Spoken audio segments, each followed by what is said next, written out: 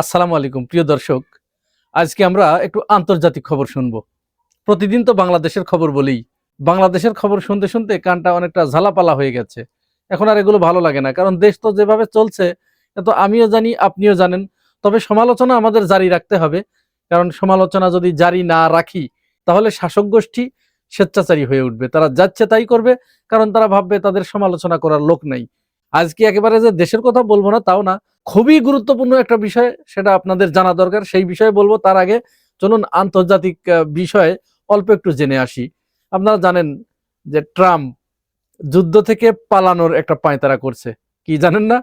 হ্যাঁ, এটা কিন্তু সে নানাবিধ ছুতা খুঁজছে, বিভিন্ন জনের কাছে হাতে পায়ে ধরেছে গোপনে, এবং যাদেরকে হাতে পায়ে ধরেছে তাদেরকে আবার নিষেধ করে দিয়েছে যে খবরদার এই কথা কাউকে বলো না।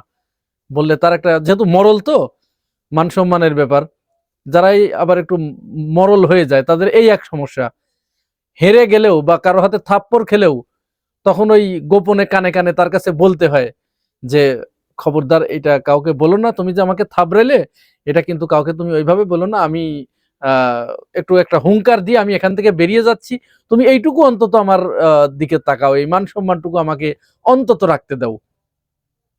এখন এই যে ট্রাম্প, সে যুদ্ধ থেকে পালানোর চেষ্টা করছে, এবং তার বেশ কয়েকটি হাতে পায়ে ধরা, এই তথ্যটাও দিব কার কার কার হাতে পায়ে ধরেছে এবং প্রতিউত্তরে তারা কি বলেছে।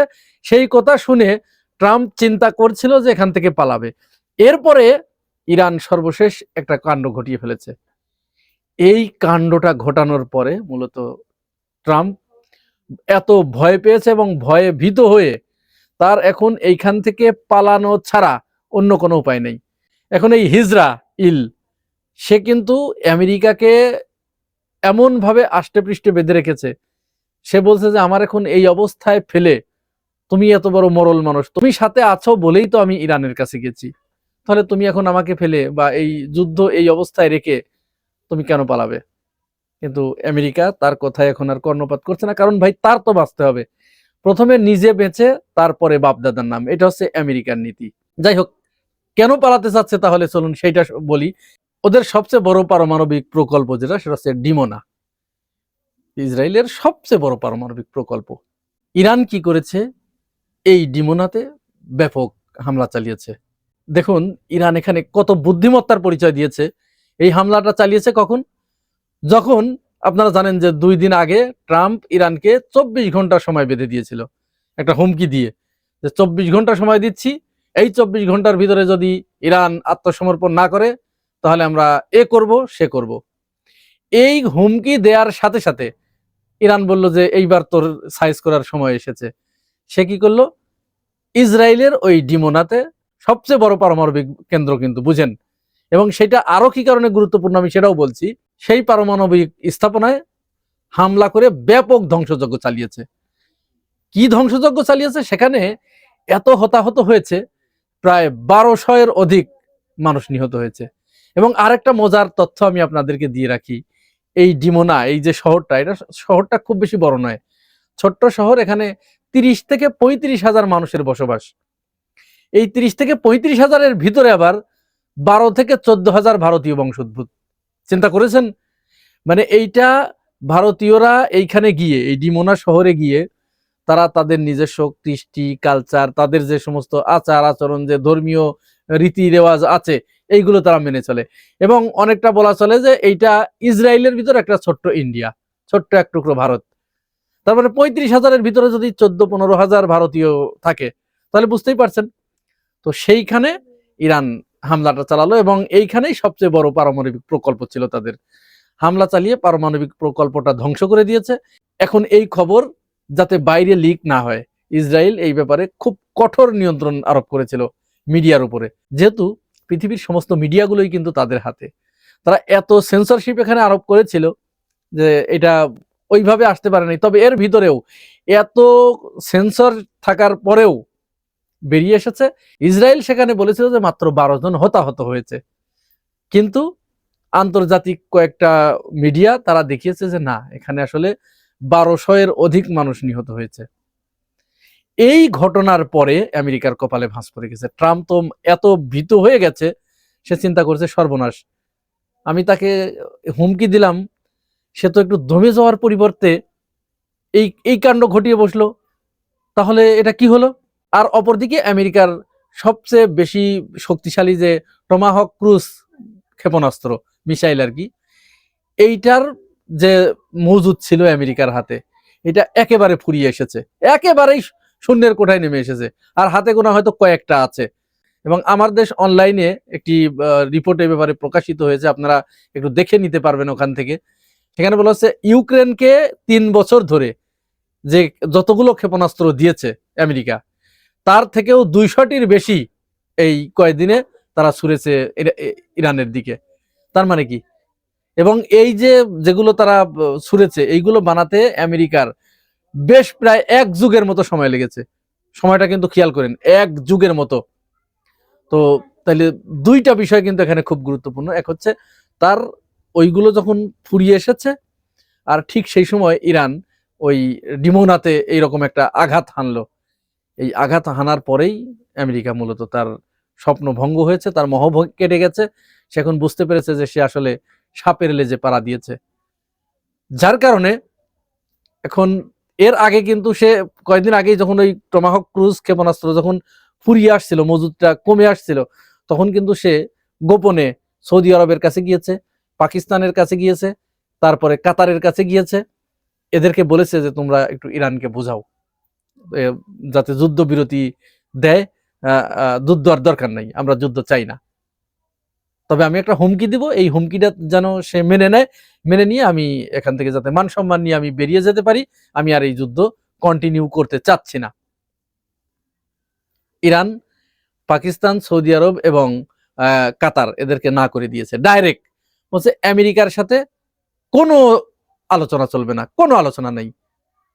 এরপরে কি করেছে, ইরান গোপনে গিয়ে প্রথমে রাশিয়াকে ধরেছে। চীনের কাছে তো আর সরাসরি আসতে পারে না, কারণ চীনের কাছে আসতে গেলে তার চীন যে শর্ত দেবে, তখন ওই শর্ত তার জন্য পূরণ করা বা মেনে নেওয়া খুব কঠিন হয়ে যাবে।